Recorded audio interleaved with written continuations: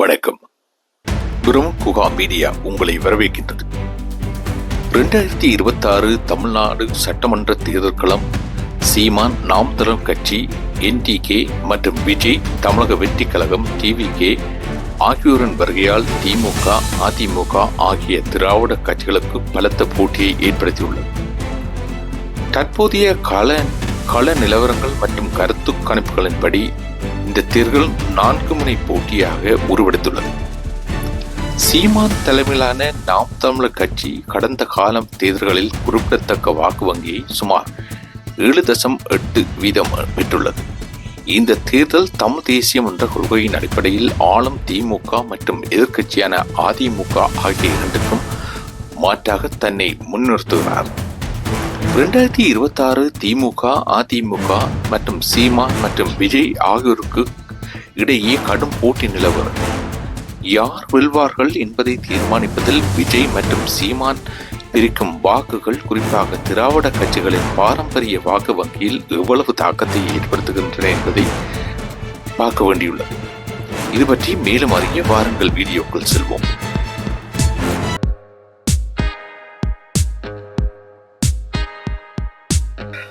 வணக்கம்.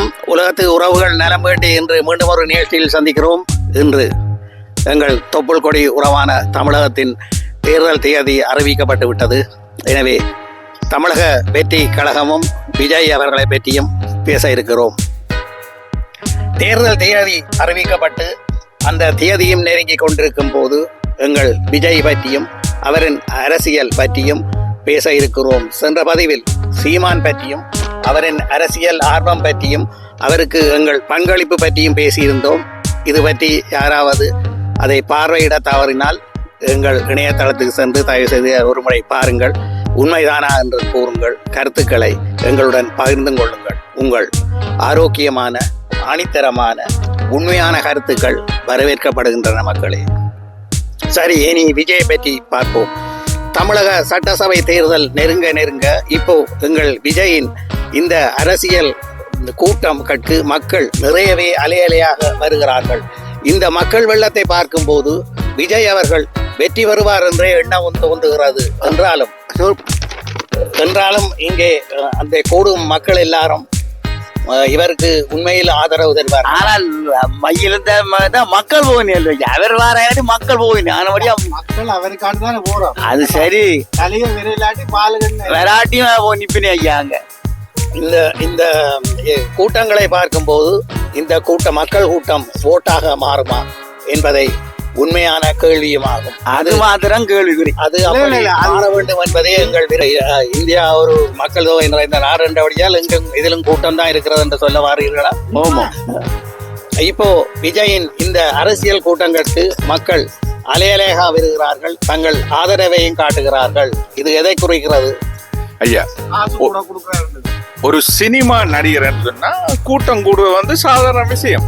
ஒரு சினிமா, அதாவது மிகவும் விஜய் அவர்கள் மிகவும் பிரபலமான நடிகர். பல வருடங்களாக பல மூவிகளை, அதாவது கோடிக்கணக்கில் மில்லியன் கணக்கான வெற்றி படங்களை கொடுத்தபடியா அவர் ஒரு இலங்கை சம்பந்தி என்றபடியா தான் நாங்கள் இந்த டாபிக்கை பேசவே எடுத்தோம்.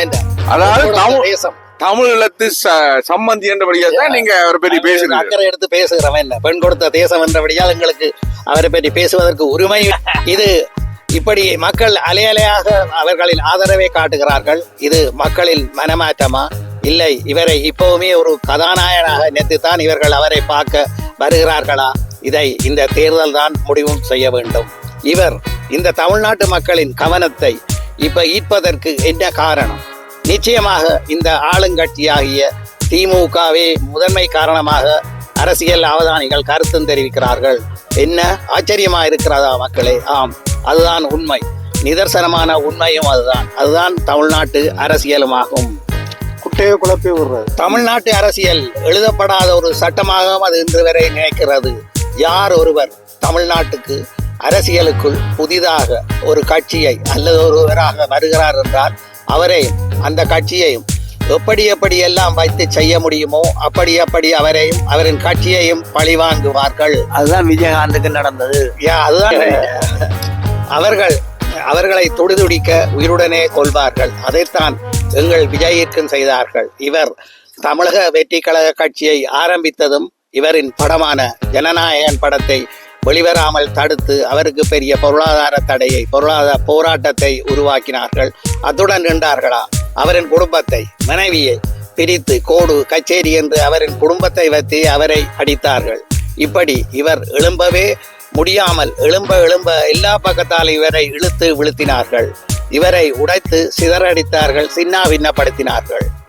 பிச்சை வேண்டாம், நாயப்பிடி என்று இவர் இந்த அரசியலை விட்டே ஓட வேண்டும் என்றே இவரை ஓடவும் அடித்தார்கள். இந்த ஆளுங்கட்சிகள் ஈவு இரக்கம் இல்லாமல் கடைசியில் நடந்தது என்ன என்றாலும் தேர்தல் நெருங்க விஜய் வீறு கொண்டே எழுந்தார் என்றே சொல்லவும் தோன்றுகிறது. இது எப்படி சாத்தியமானது? இவருக்கு தமிழ்நாட்டு சட்டமன்ற தேர்தலுக்கான தேதி அறிவிக்கப்பட்டதும் தனக்கு இழைக்கப்பட்ட கொடுமைகளை இவர் நேரடியாகவே சென்று தமிழ்நாட்டு போலீஸ் உத்தியோகத்தரை சந்தித்து கூறினார், போலீஸ் கமிஷனரை சந்தித்து கூறினார். அத்தோடு நிற்காமல் அதன் பிறகு தமிழ்நாடு டிஜிபியிடம் சென்றார். கடைசியில் தமிழ்நாட்டு தேர்தல் ஆணையாளரிடமே சென்றார். தனக்கு நடந்த அல்லது இழைக்கப்பட்ட அநீதிகளுக்கு நியாயம் கேட்டார்.